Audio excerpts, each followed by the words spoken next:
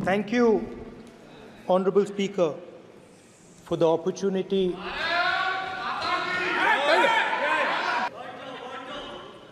जय संविधान। कॉपी है उसकी?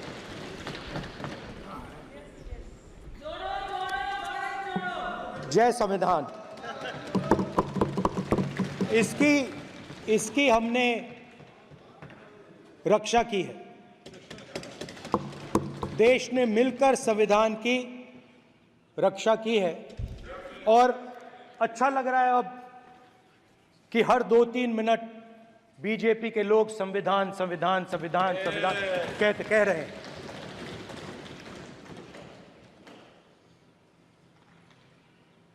Speaker sir, for the last 10 years, there has been a systematic attack on the Constitution, on the idea of India, and on anybody who opposed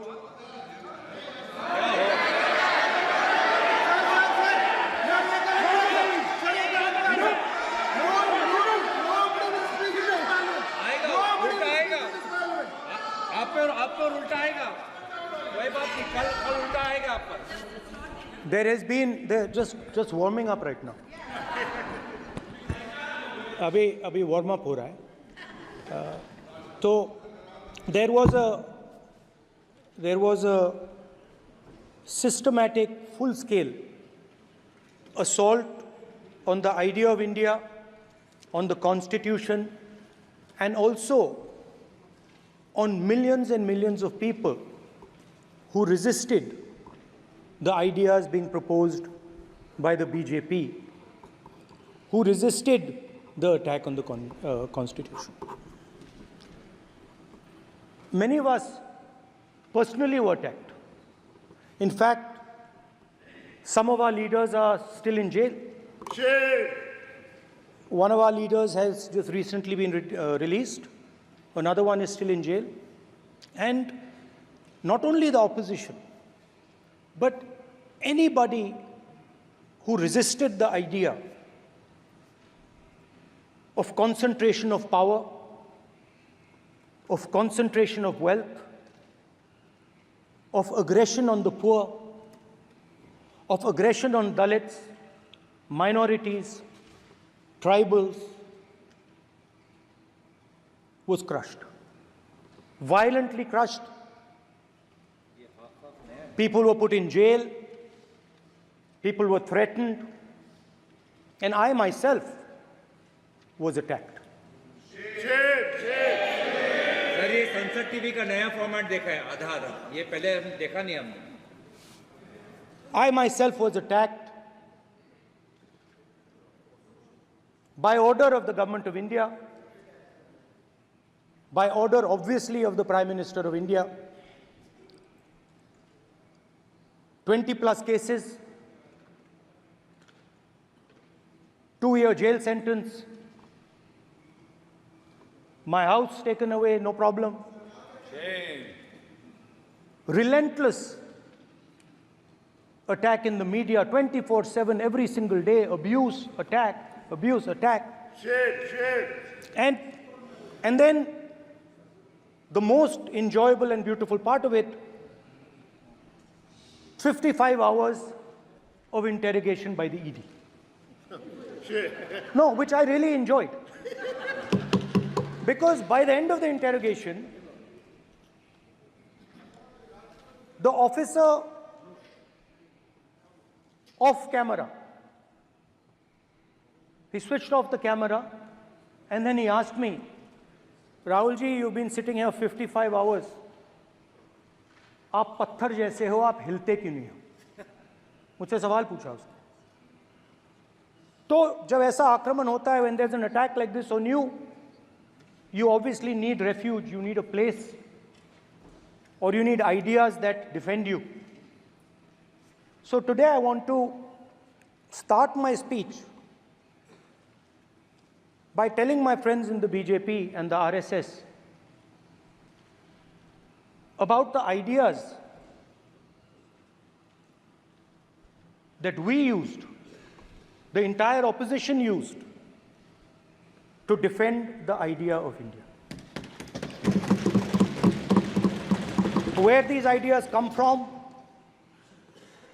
and how they gave us the strength, all of us, anybody who opposed the regime, how they gave us the strength to fearlessly take any onslaught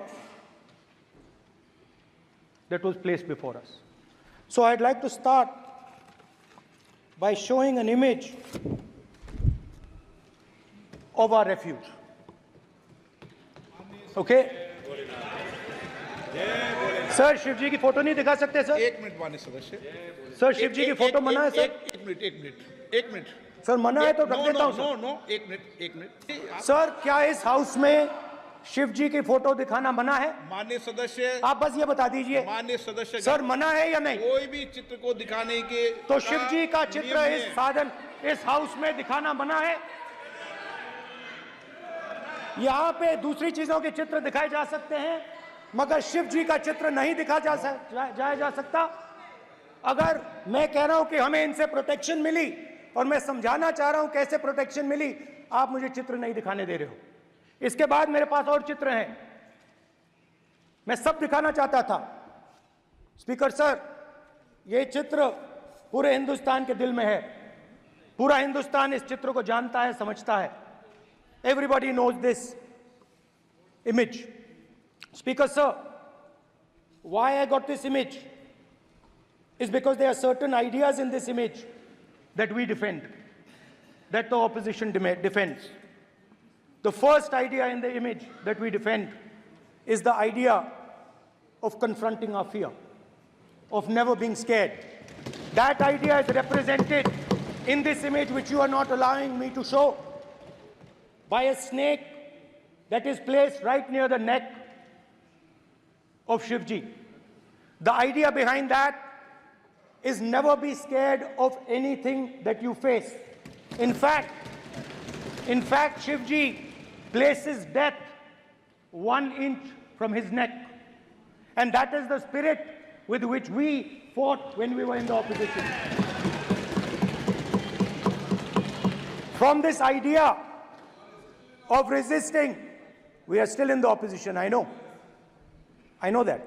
And I'm happy and proud to be in the opposition. Because for us, there is more than power. There is truth. For you, there is only power. That is the only place you want to be. For us, there is truth. And this is a symbol of truth.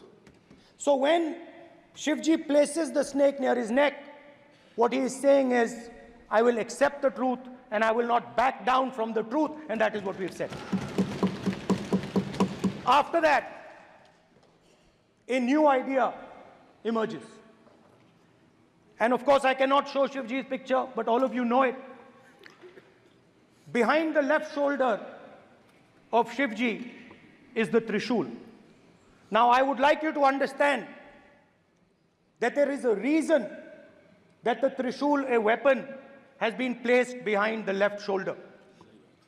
The Trishul is not a symbol of violence. It is a symbol of non-violence, and that is why it is placed in a place where Shiva cannot reach it with his right hand. If it was a symbol of violence, it would have been held in his right hand like this. It is a symbol of non-violence. That is why it is placed behind his left shoulder. When we fought the BJP, we were not violent. When we defended the truth, there was not an ounce of violence in us. Now, there is a third idea, and a very powerful idea that emerges from the idea of truth, courage, and non-violence. And that idea, of course, it is a symbol that many of you hate, but that idea is the Abhay Mudra, the symbol of the Congress Party, which, as you can see, is also in this image. And Jai Mahadev. And what that Rajnath Singh ji is looking very surprised. And what that Abhay Mudra shows, it is the next step of the evolution of the idea of facing the truth, fearlessness, and ahimsa. Satya and ahimsa, as Mahatma Gandhi used to say. And the Abhay Mudra is the idea that it is not good enough to just keep this internal. It is not good enough to not be scared. It is not good enough to use non-violence. It is also important that you make others not scared, that you help others become fearless, that you help others become non-violent. So in a sense, the Abhay Mudra is a projection from Shivji to the rest of the world about these two ideas. Of course, these two ideas were used by us, all of us, when we fought the British. And they were put forth by Mahatma Gandhi. The Prime Minister, of course, who has a direct connection with God, speaks directly to God. Yes, the Paramatma speaks to Modi ji's Atma directly. Unlike with all humans, we are all biological. We are born, we die, but the Prime Minister is a non-biological being. And the Prime Minister says Gandhi is dead. And Gandhi was revived by a movie. I mean, can you understand the ignorance? That Gandhi is dead and a movie revived the father of the nation. No, Gandhi is not dead. Gandhi is alive. Now, another very interesting thing I noticed. Hanji. That is not your problem. That is not your problem. It is not none of your business. It is not none of your business. And there's another thing I noticed. That it is not just one religion that talks about courage. In fact, all our religions talk about courage. So, here is the religion of Islam. Congress party ने शिवजी की photo दिखा दी है, गुस्सा हो गए. अब देखिए, please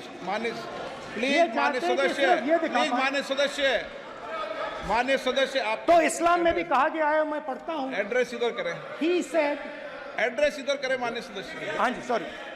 इस्लाम में भी लिखा गया है, कुरान में, the prophet, peace be upon him, said, God said, have no fear. I am with you, hearing and seeing. मतलब इस्लाम में भी कहा गया है कि डरना नहीं है. और जब इस्लाम में दुआ मांगी जाती है तो दोनों हाथ से, दाएं हाथ से अभय मुद्रा दिखाई देता है. उसके बाद गुरु नानक जी की ओर चलते हैं.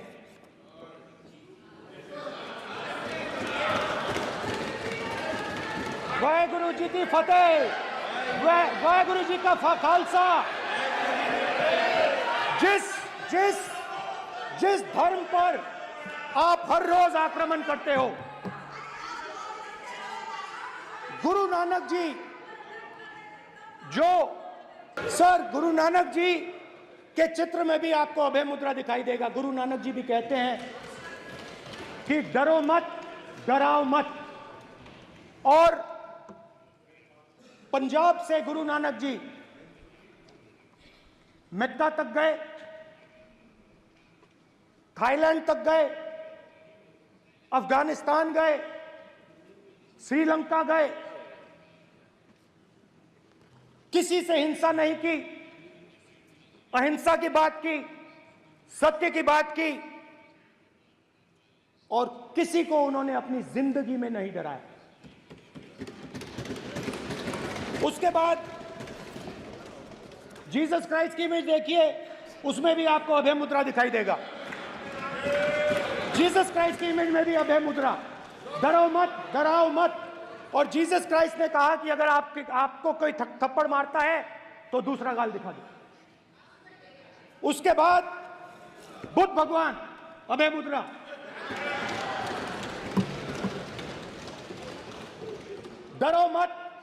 डराओ मत, अहिंसा।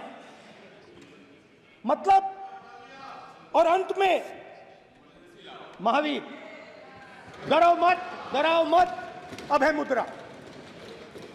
मतलब हिंदुस्तान के इतिहास में 3 फाउंडेशनल आइडियाज हैं।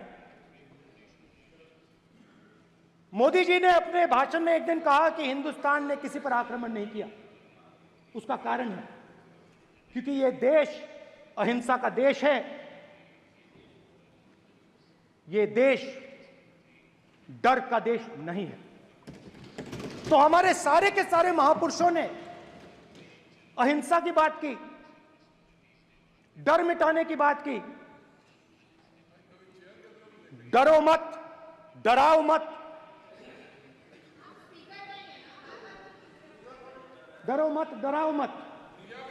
और दूसरी तरफ शिव जी कहते हैं डराओ मत, अभय मुद्रा दिखाते हैं, अहिंसा की बात करते हैं, त्रिशूल को जमीन में गाड़ देते हैं। और जो लोग अपने आप को हिंदू कहते हैं वो 24 घंटा हिंसा, नफरत, असत्य।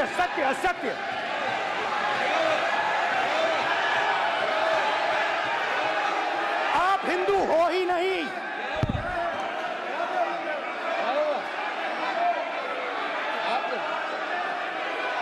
Just get me that picture of Shiva.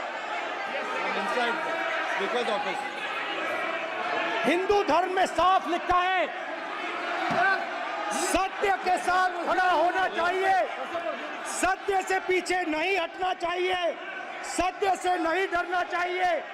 अहिंसा हमारा प्रतीक है। अभय मुद्रा ऐसे कीजिए, अभय मुद्रा।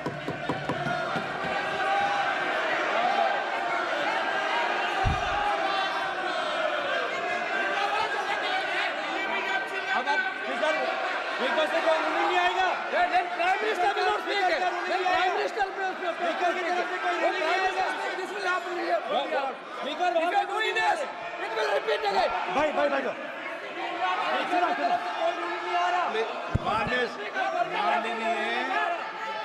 ये आप बात समझिए, आप बात समझिए। ये इसलिए चिल्ला रहे हैं क्योंकि तीर जाके दिल में लगा है, दिल में जाके तीर लगा है, इसलिए ये चिल्ला रहे हैं। देखो चुप हो गए, देखिए स्पीकर साहब चुप हो गए सब।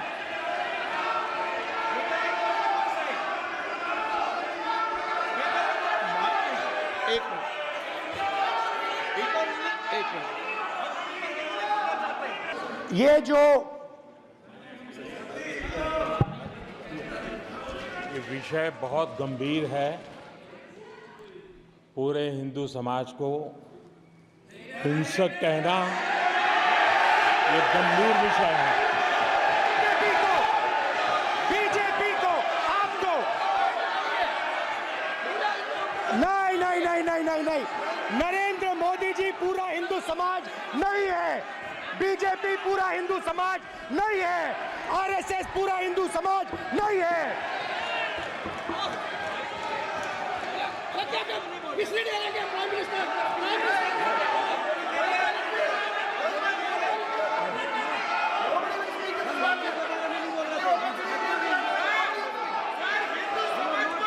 भूपेंद्र यादव जी, ये ठेका नहीं है बीजेपी का। भूपेंद्र यादव जी बोलना चाहते हैं आप? ये सब हिंदू हैं यहाँ पे। अगर आप हिंदू धर्म के जो महापुरुष हैं, महापुरुष छोड़िए, अगर आप शिव जी को देखें तो क्या हो रहा है सर?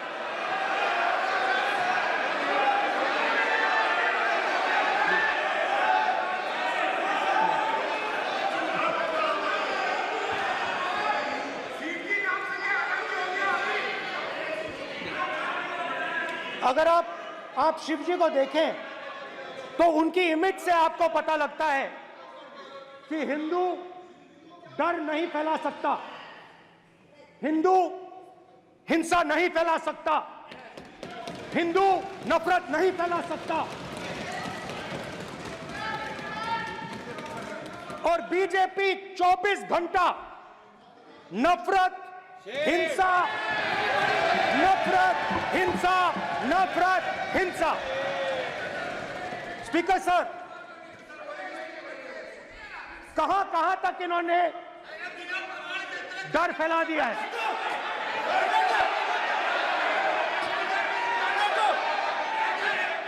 प्लीज प्लीज सर, कहां तक इन लोगों ने डर फैला दिया? मैं आपको अयोध्या से शुरू करता हूं। सर नमस्कार। शाबाश। अयोध्या ने आपको मैसेज भेजा। अयोध्या ने राम भगवान, माइक दीजिए सर। हाँ सर, मेरा सवाल है सर, इस माइक का कंट्रोलर किसके हाथ में है? सर मैं बिल्कुल आपकी रिस्पेक्ट करता हूं स्पीकर सर, मगर मेरे भाषण के बीच में सच्चाई ये है कि माइक ऑफ हो जाता है। मैं क्या करूं, हो जाता है वो। अब आपने देखा मैंने अयोध्या शब्द यूज किया और माइक ऑफ हो गया। नो,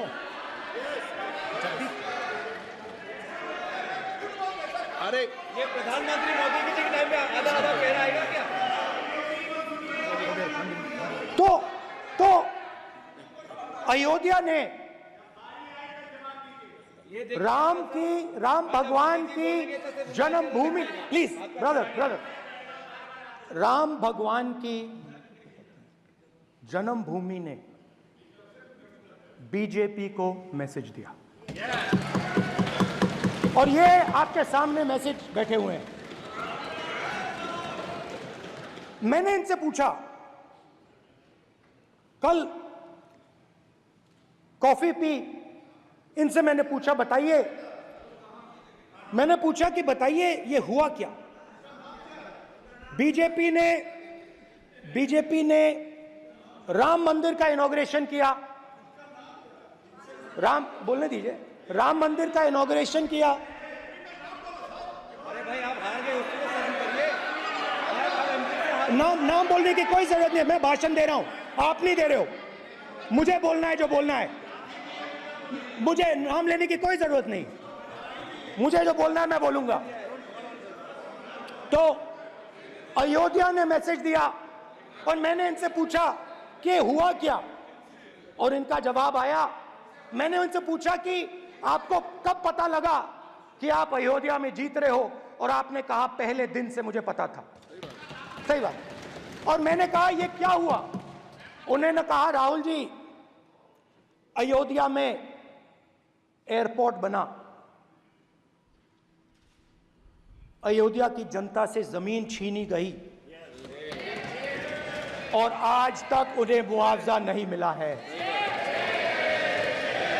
उन्होंने कहा, सही बात, उन्होंने कहा कि अयोध्या में जो भी छोटे छोटे दुकानदार थे, जो भी छोटी छोटी बिल्डिंग्स थी, उन सारों को तोड़कर गिरा दिया गया और उन लोगों को सड़क पर कर दिया गया। इन्होंने यह भी कहा कि अयोध्या के इनॉग्रेशन में अयोध्या की जनता को बहुत दुख हुआ, क्योंकि इनॉग्रेशन में अदानी जी थे, अंबानी जी थे, मगर अयोध्या का कोई नहीं था। और ये कारण था कि अयोध्या की जनता में, उनके दिल में नरेंद्र मोदी जी ने भय डाल दिया। उनकी जमीन ले ली, उनके घर गिरा दिए, और फिर अयोध्या के गरीब लोगों को, किसानों को, मजदूरों को मंदिर के इनॉग्रेशन तक नहीं जाने दिया। मंदिर के इनॉग्रेशन छोड़ो, उसके बाहर भी नहीं जाने दिया। और इसीलिए अयोध्या की जनता ने सही मैसेज भेजा। अच्छा, इन्होंने मुझे एक और बात बोली, 3 बार इन्होंने कहा कि 3 बार नरेंद्र मोदी ने टेस्ट किया, 2 बार क्या मैं अयोध्या से लड़ जाऊं? और सर्वेयर्स ने कहा अयोध्या में मत लड़ जाना, अयोध्या में मत लड़ जाना, अयोध्या की जनता हरा देगी। और इसीलिए प्रधानमंत्री वाराणसी गए और वहां बच के निकले।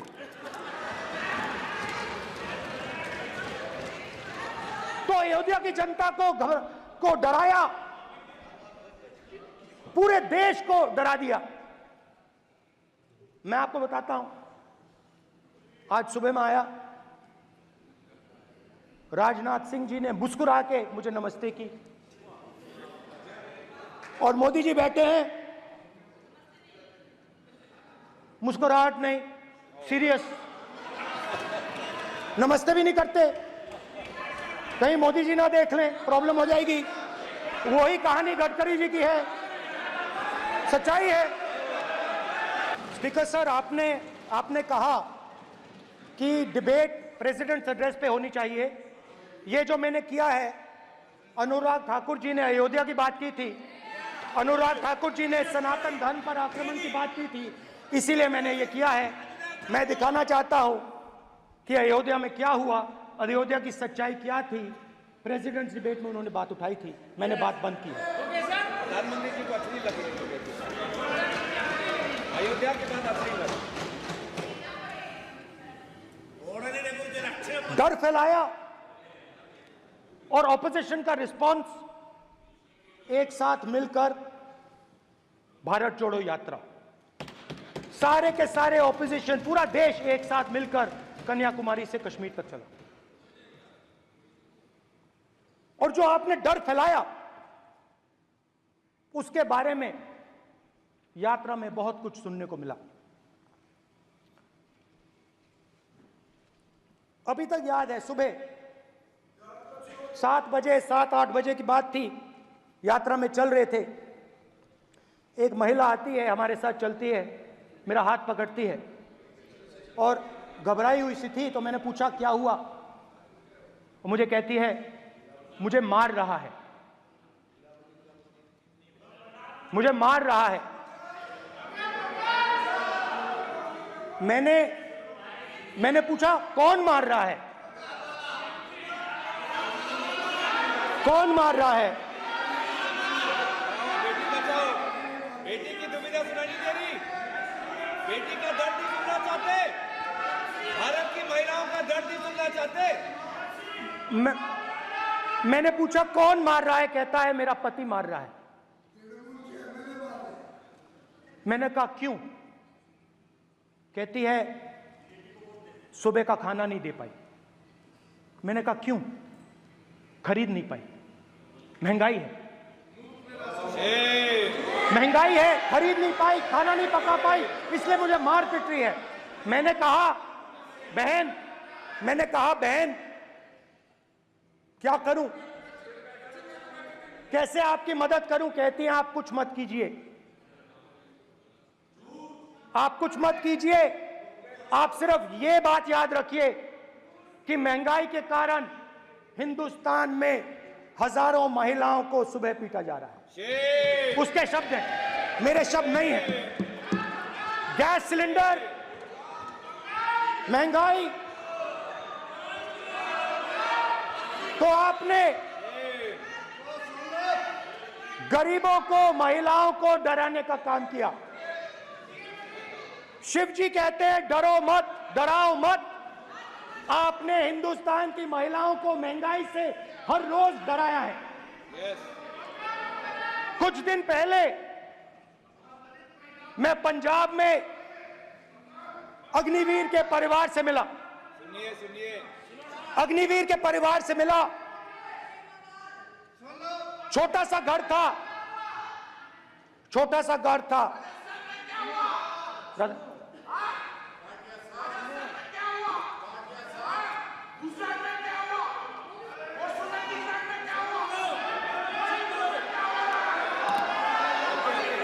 ठीक है सर।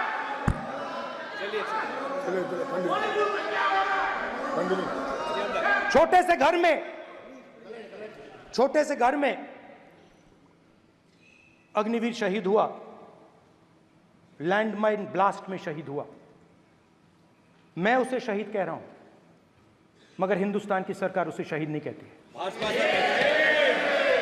नरेंद्र मोदी उसे शहीद नहीं कहते हैं, नरेंद्र मोदी उसे अग्निवीर कहते हैं।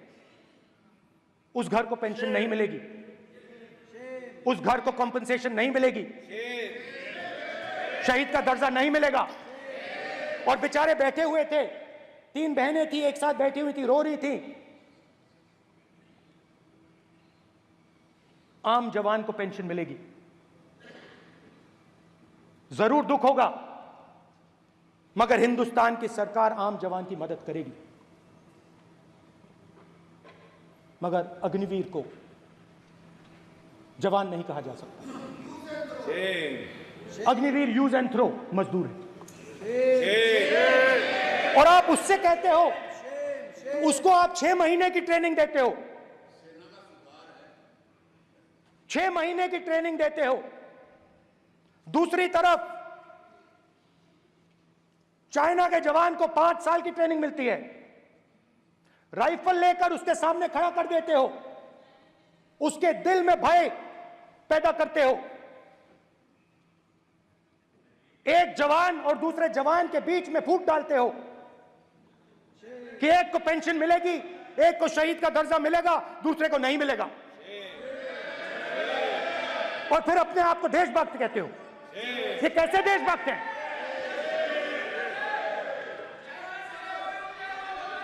फिल्म स्टार जैसी फोटो थी उस लड़के की, फिल्म स्टार, बॉलीवुड स्टार की फोटो थी। मैं सोच रहा था, देखो इस युवा ने जान दी। Speaker sir, speaker sir, speaker sir देखिए, स्पीकर सर देखिए, राजनाथ सिंह जी की एक राय है, मेरी एक राय है। सच्चाई अग्निवीरों को मालूम है, हमें बोलने की जरूरत नहीं है। अग्निवीर को किस चीज का सामना करना पड़ता है, शहीद का दर्जा मिलता है या नहीं मिलता है, कॉम्पनसेशन मिलता है नहीं मिलता है, पेंशन मिलती है नहीं मिलती है, वो उसको मालूम है। पॉइंट ऑफ अग्निवीर की सच्चाई मैंने फ्लोर ऑफ द हाउस पे रखी है, और राजनाथ सिंह जी ने भी कहा है, जो रियलिटी है वो हिंदुस्तान की सेना को मालूम है, वो अग्निवीरों को मालूम है।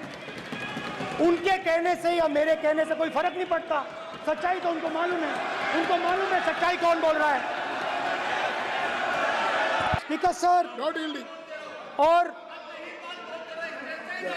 स्पीकर सर, देश की सेना जानती है, पूरा देश जानता है कि अग्निवीर स्कीम सेना का स्कीम नहीं है, पीएमओ का स्कीम है।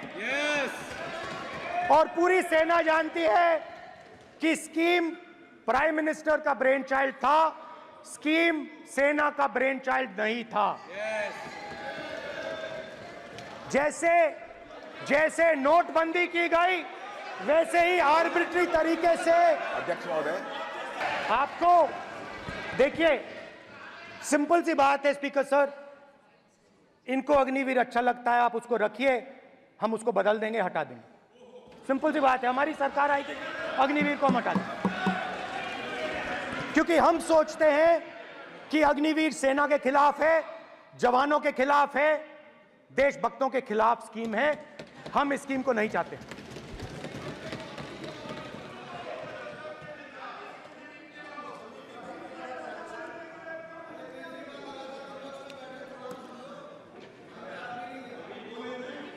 पहली बार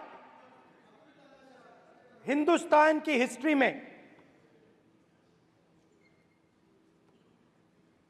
जनता से स्टेट्स छीने गए हैं। जम्मू कश्मीर लद्दाख से आपने पहली बार स्टेट छीना है। मणिपुर को आपने सिविल वॉर में डुबा दिया है।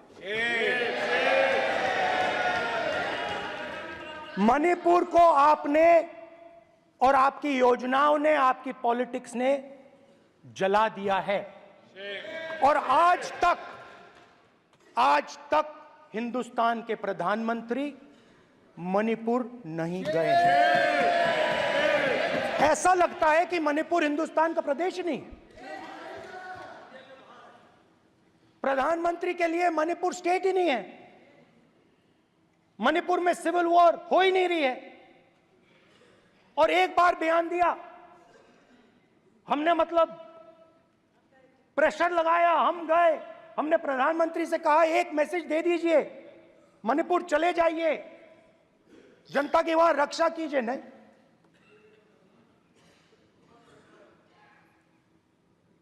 मैं वहां गया, कुकीज और मेहते से दोनों से मिला। आज तक नहीं, आंसर नहीं मिलेगा, मिल नहीं सकता। मणिपुर इनके लिए हिंदुस्तान का प्रदेश ही नहीं है। मणिपुर है ही नहीं,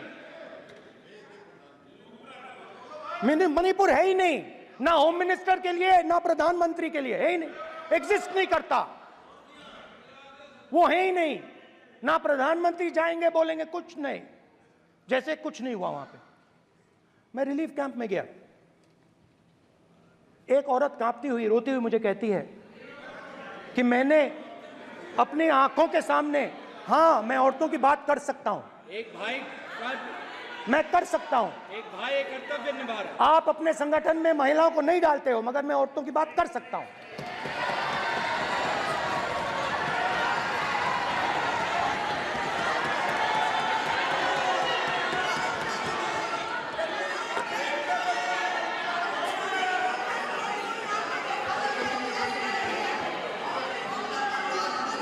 मुझे कहती है मैंने अपने आंखों के सामने, मेरे आंखों के सामने मेरे बच्चे को गोली मारी गई। मैं भागना नहीं चाहती थी, मैं मरना चाहती थी, उसके साथ मरना चाहती थी। मुझे घसीट के वहां से ले गए और फिर मेरे को अपने बच्चे की फोटो दिखाती है, कांपती हुई ऐसे फोटो दिखाती है। ये आपकी योजनाओं का नतीजा है। आपको शर्म आनी चाहिए।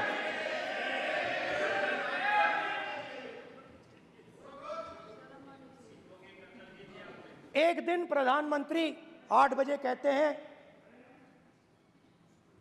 पता नहीं फाइन ट्यूनिंग हो गई भगवान के साथ, डायरेक्ट मैसेज भगवान, सर ने बोला है, सर प्रधानमंत्री ने ये बोला है, ये मैं नहीं बोल रहा हूं, प्रधानमंत्री ने बोला है कि मेरा डायरेक्ट कनेक्शन है भगवान के साथ, मैंने नहीं बोला, मैंने नहीं बोला। स्पीकर सर, मैं रिस्पेक्ट कर रहा हूं, ये प्रधानमंत्री के शब्द हैं, मेरे शब्द नहीं हैं। ये प्रधानमंत्री जी ने कहा है, पब्लिक में, मीडिया को कहा है कि मैं बायोलॉजिकल नहीं हूं, मेरा डायरेक्ट कनेक्शन भगवान के साथ है, मैं नहीं बोल रहा हूं, प्रधानमंत्री मोदी जी ने बोला है। तो पता नहीं उस टाइम 8 बजे भगवान का मैसेज आया होगा, हिंदुस्तान, वही मगर फिर श्री राम ने आपको दूसरा मैसेज दे दिया अयोध्या में। भगवान का मैसेज आया होगा, मोदी जी नोटबंदी कर दीजिए, नोटबंदी कर दिया, डायरेक्ट ऊपर से आया मैसेज, ऑर्डर आया खटाक।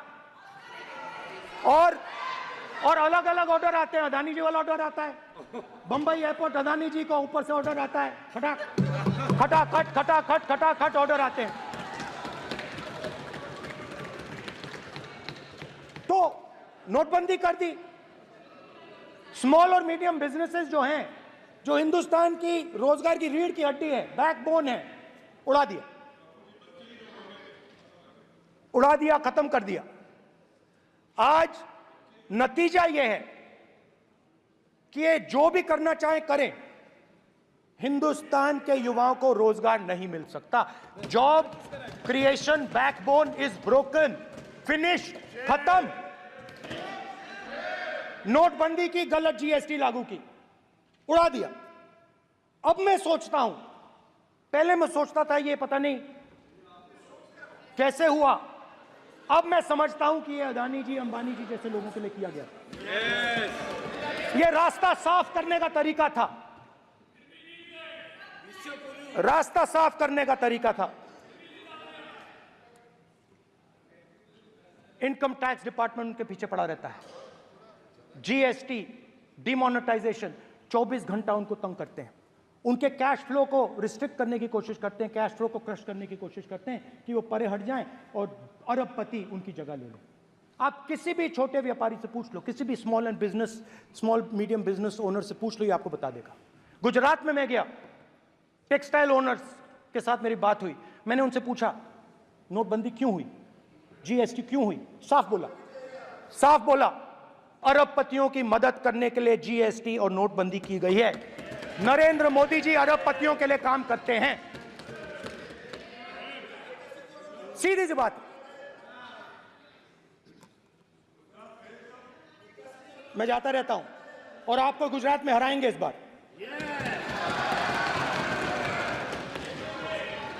आप लिख के ले लो, आपको ऑपोजिशन इंडिया गठबंधन गुजरात में हराने जा रहा है।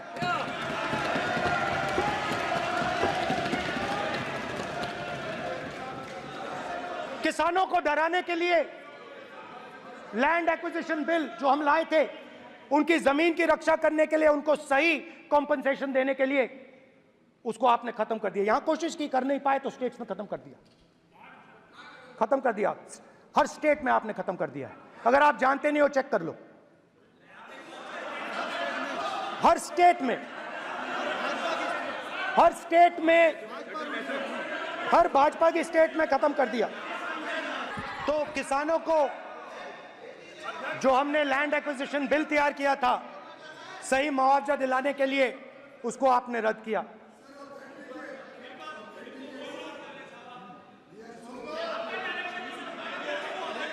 विल ऑथेंटिकेट कर देंगे, ऑथेंटिकेट कर देंगे। हम ऑथेंटिकेट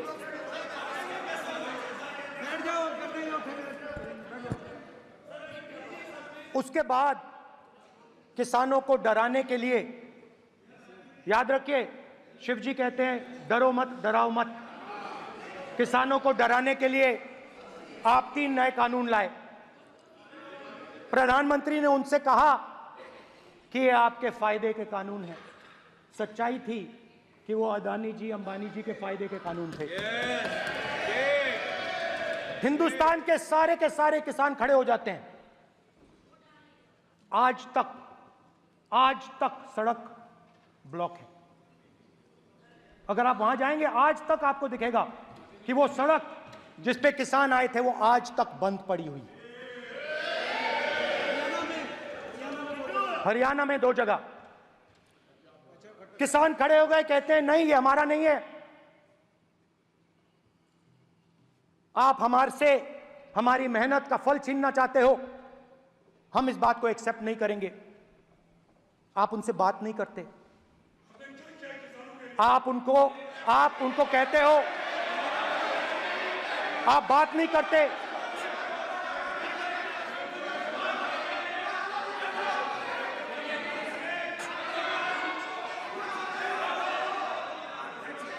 आप बात नहीं करते, आप गले नहीं लगते, आप उन्हें आतंकवादी कहते हो। आप कहते हो ये सब आतंकवादी हैं। झूठ नहीं है, सच है।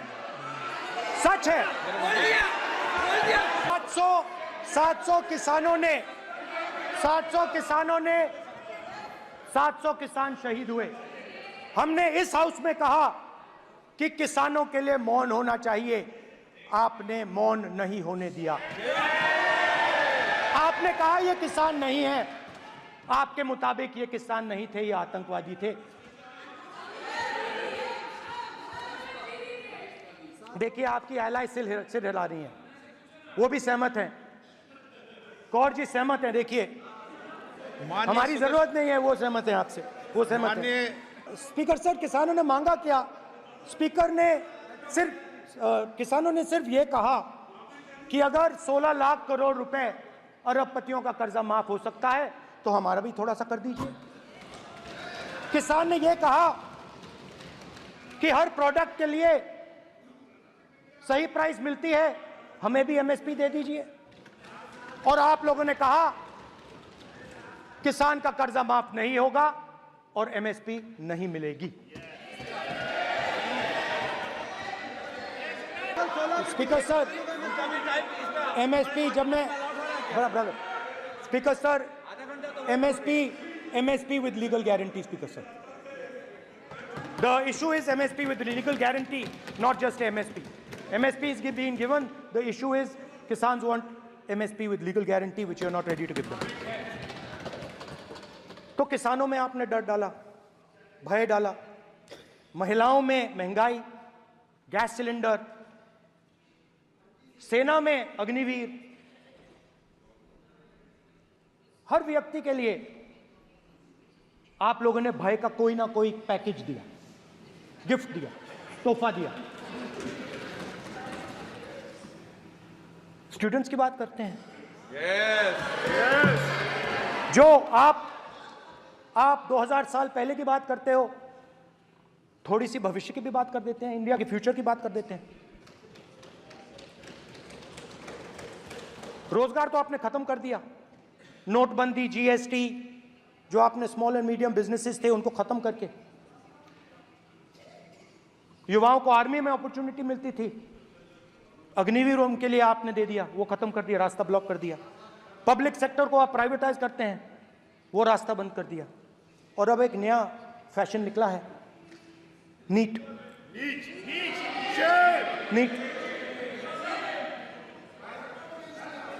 प्रोफेशनल एग्जाम्स को आपने कमर्शियल एग्जाम्स में बदल दिया है। NEET is not a professional exam, NEET is a commercial exam. NEET में एक स्टूडेंट टॉपर हो सकता है, एक्सीलेंट स्टूडेंट हो सकता है,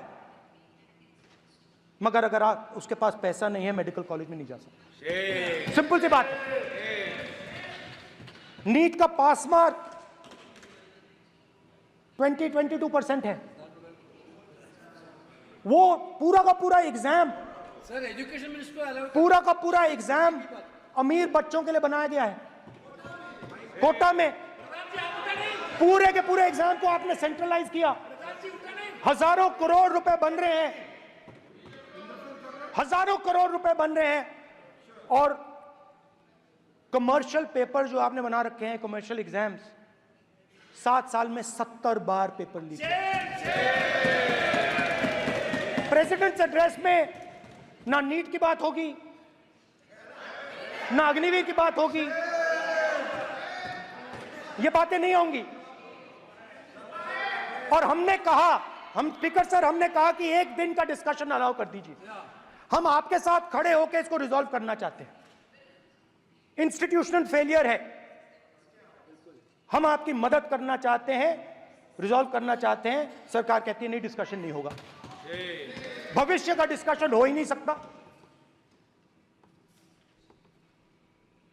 तो ये हालत है। जहां भी ये देखते हैं, ये सोचते हैं कि भाई भय कैसे पैदा करें, माइनॉरिटीज को डराते हैं। नहीं, कांग्रेस नहीं डरती आपसे, आप कांग्रेस से डरते हो।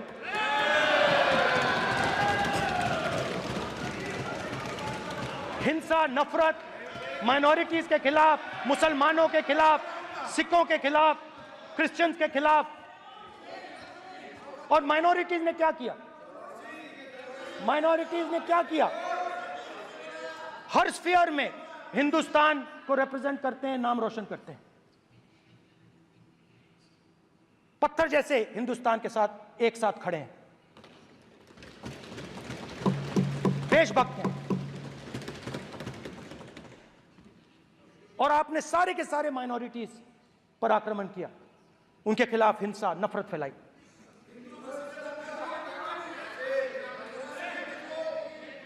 तो शिव जी कहते हैं सर देखिए मेरा वो हटा दिया आपने सर, वो देखिए सर हटा दिया, कैमरा से हटा दिया। चेहरा देख, चेहरा देख। ये सदस्य सर देखिए वापस आ गया सर, हटाओ मान्य सदस्य ये देखो, एक मिनट देखा सर आपने, एक मिनट देखिए एक मिनट ये see sir, speaker sir, NEET students spend years and years preparing for their exam. Their family supports them financially, emotionally. And the truth is that NEET students today do not believe in the exam. Because they are convinced that the exam is designed for rich people, not meritorious people. I have met a number of NEET students, every single one of them tells me that the exam is designed to create a quota for rich people and to create a passage for them into the system, and is designed not to help poor students. Now, इससे भी बहुत डर होता है, महीनों पढ़ाई करते हैं, ये पता नहीं कि भैया एग्जाम लीक हो जाएगा नहीं होगा, अगर पास भी हो गए तो पैसा कहां से आएगा। तो उधर भी इन लोगों ने भय डालने का काम किया। तो जहां भी ये देखते हैं ये भय डालते हैं, सेना में, युवाओं में, किसानों में, मजदूरों में, महिलाओं में, डिसेबल्ड में भी। और मैं ये भी कह सकता हूं कि सिर्फ बाकी हिंदुस्तान में भी नहीं मगर अपनी पार्टी में भी भय है। आपकी पार्टी में डर है, भय है, सच्चाई है। देखो अब आप चिल्ला नहीं रहे हो, अब आप शांत हो, अब बिल्कुल शांत हो, सच्चाई बोल दी, चिल्ला नहीं रहे, चुप। क्योंकि आपकी ट्यूनिंग डायरेक्टली, प्रॉब्लम क्या है, आप चिल्ला भी नहीं सकते क्योंकि कनेक्शन नहीं। सर मैं बोल रहा हूं सर, समझा रहा हूं, स्ट्रक्चर बोल रहा हूं। कांग्रेस पार्टी में बोल रहे थे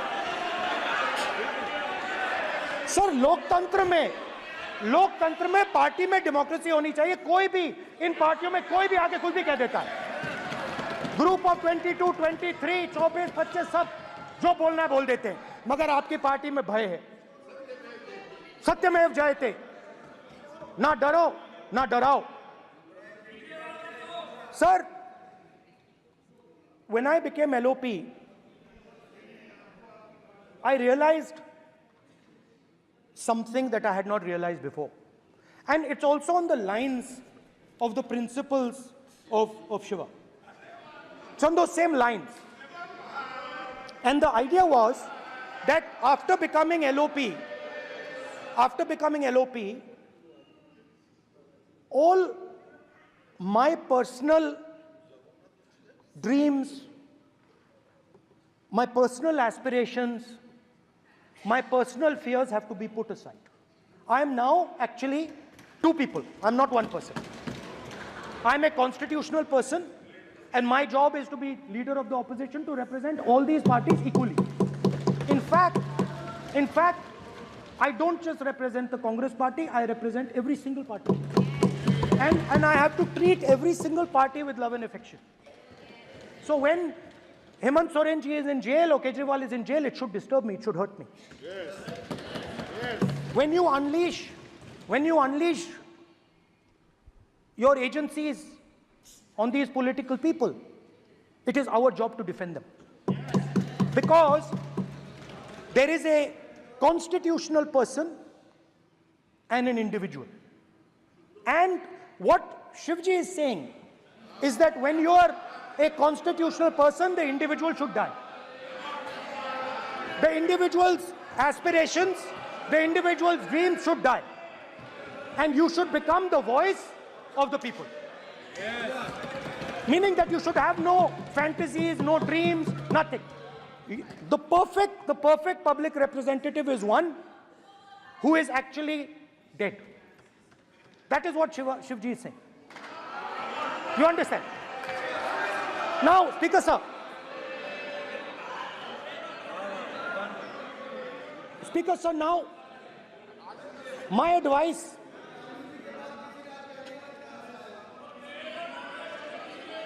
So there are two structures now.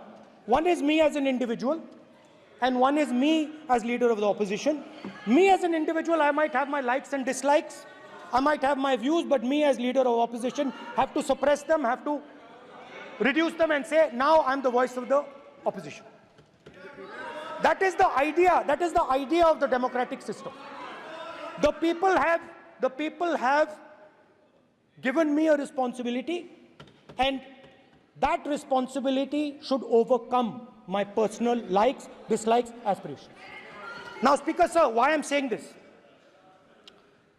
and forgive me for saying this, but when you were being put on that chair, I walked there to help you, to walk with you to the chair. And I shook hands with the Prime Minister, and I shook hands with you. And then I walked to your chair. And you are the final arbiter of the Lok Sabha. You're the final word here. What you say fundamentally defines Indian democracy. You don't allow us to speak, you allow us to speak, you allow them to speak, you don't allow us to speak. All these things define Indian democracy. Speaker sir, there are actually two people sitting in that chair. There is the Speaker of the Lok Sabha, the Speaker of the Indian Union, and there is Mr. Om Birla. When Modi ji went and shook your hand, and I went and shook your hand, I noticed something. When I shook your hand, you stood straight like this and shook my hand. And when Modi ji shook your hand, you bowed down and shook his hand.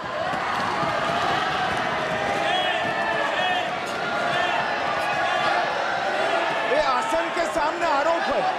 Speaker sir, आपकी बात को मैं accept करता हूं, speaker sir. Speaker sir, आपकी बात को respectfully, बैठिए ना।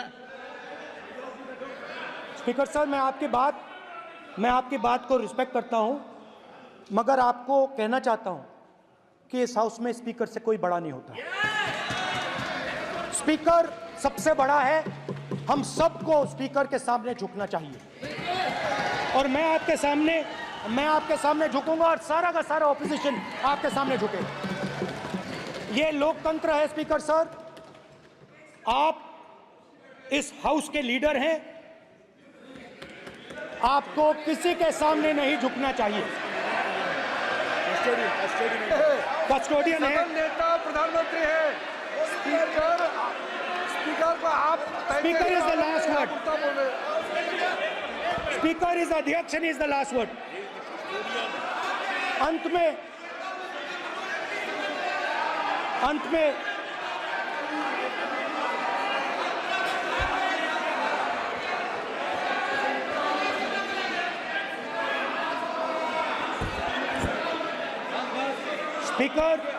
Speaker is the last word in the Lok Sabha, and in that spirit, Speaker is the last word in the Lok Sabha, and in that spirit, as members of the Lok Sabha, we are subservient to the Speaker.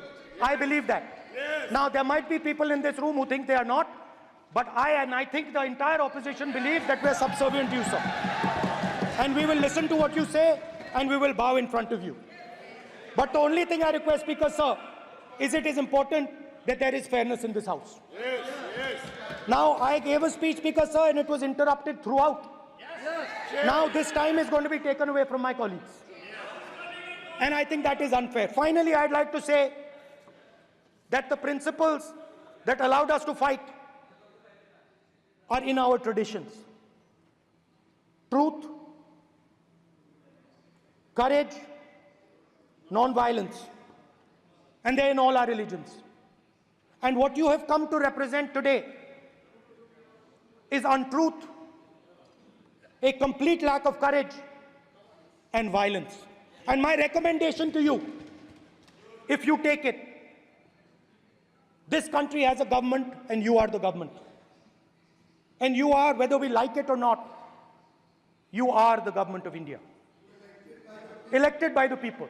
And I agree to that. But I would say to you that as individual members, as the cabinet, you do not spread fear in this country. That you do not spread hatred in this country. That you listen to the farmers of this country, you listen to the students of this country. When the opposition says to you, let's have a debate for one day, have it. It's not going to harm anybody. They're going to love you for it. The students of India are going to say, we love the government because they allowed us our voice, they let us speak for one day. So, do not spread hatred. Do not spread violence. Do not be fearful. Even the BJP members here, even the cabinet members, do not be fearful. You have a constitutional position. You are individuals and then you have a constitutional position. Rajnath Singh ji is an individual and he's the defense minister of India. And that is the way this country has to be run.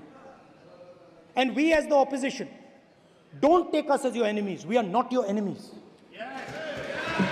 We are here, we are sincerely here to make your work easier, as long as you follow the basic principles that we have stated. And these principles are Shivji's principles. They are the principles of Shivji. Har Har Mahadev, you can say. To make the government. This is basically what I have explained here today is the concept of Indian leadership in all religions. Respect, affection, ahimsa, and always standing up for the truth. And I'm more than happy, all of us are more than happy to discuss anything you want without being nasty, without being aggressive, anything you want, we are ready to discuss. So please let us work together to take this country forward. You are the government. We have to accept that. You got 240 seats. So, I congratulate you on that. At least accept it. Accept to kar lijiye. They're not happy. They're not happy. Not happy. They're not happy. Okay, you're not happy. So I would say we want to both work for this country. Work with the spirit of bravery. Work without violence. Work without hatred. Thank you.